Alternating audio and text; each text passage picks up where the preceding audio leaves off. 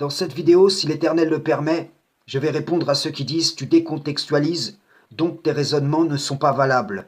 En leur disant que, certes, j'extrais les principes divins des contextes dans lesquels ils nous sont rappelés et je les additionne dans des exhortations qui vous sont destinées. Si nous mettions en comparaison les révélations divines et la nature, eh bien c'est comme si je prélevais en elles les plantes médicinales nécessaires à composer le remède de la maladie à laquelle je fais face. Ici, je donnerai un exemple réel des implications physiques d'une maladie spirituelle à partir de l'inclinaison des cœurs.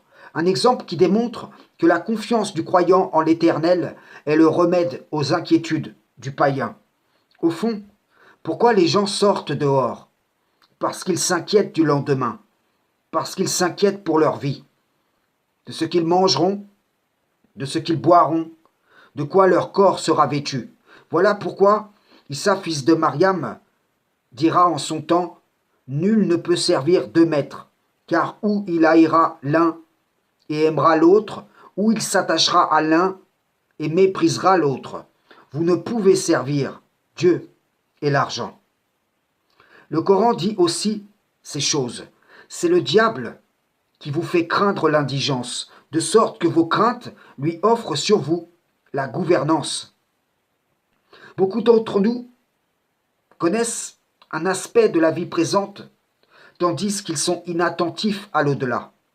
Pendant que tu te soucies de tes cotisations en cette vie, tu délaisses de cotiser pour l'au-delà. Tu sais que, par tes inquiétudes, tu ne peux allonger ta vie d'une coudée. Le où, le quand, le comment de ta fin sont déjà déterminés. Rappelle-toi ces paroles. Ne vous inquiétez pas du lendemain, car le lendemain aura soin de lui-même. À chaque jour suffit sa peine.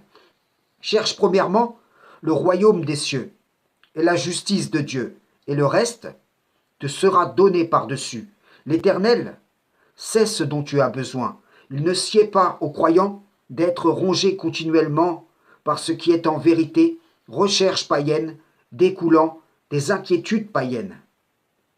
Le Coran nous rappelle, ne tuez pas vos enfants par crainte de pauvreté. C'est nous qui les nourrissons, comme nous vous nourrissons.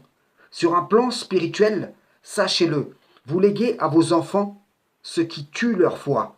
Vos inquiétudes sont un poison qui va déconstruire en eux la confiance en le Tout-Puissant. Car vous mettez en opposition promesses divines et promesses du diable à travers un système. Je te le dis, tu peux connaître le Coran par cœur, savoir le décortiquer sous toutes ses coutures. Si tu ne marches pas en confiance avec le Créateur, ce ne sera pour toi qu'un amas de paroles, inutile à ton être. Combien même les gens qui sortent dehors arriveraient à déloger ceux qui dominent sur eux, eh bien, ils ne régleraient pas leurs problèmes. À cette autorité injuste serait substituée une autre, peut-être pire que la précédente. Le fardeau de leur inquiétude ne disparaîtrait pas de leur cœur. Il y aura dans ta vie des situations qu'Allah va administrer pour distinguer ceux qui désirent l'ici-bas ou l'au-delà. Et là, tu vas te retrouver devant ces deux voies, où soit tu repousseras l'appel de Satan le banni, ou soit tu suivras ses pas. La solution n'est pas le renversement d'une autorité qu'Allah a placée sur toi en conséquence de ta voix, mais le changement de ce qui se trouve en toi-même pour qu'Allah change ta situation. Ainsi en est-il pour une seule âme comme pour un peuple ou le monde entier. Comprends-tu? L'espérance aux promesses de Satan le banni prolonge ton incarcération. Telle est la réalité de toutes ces résolutions païennes. Ce qui peut te rendre libérable, c'est de t'en remettre entièrement à ton Créateur sans lui donner d'associé dans sa gouvernance sur toi. Frères et sœurs en islam, salam, shalom.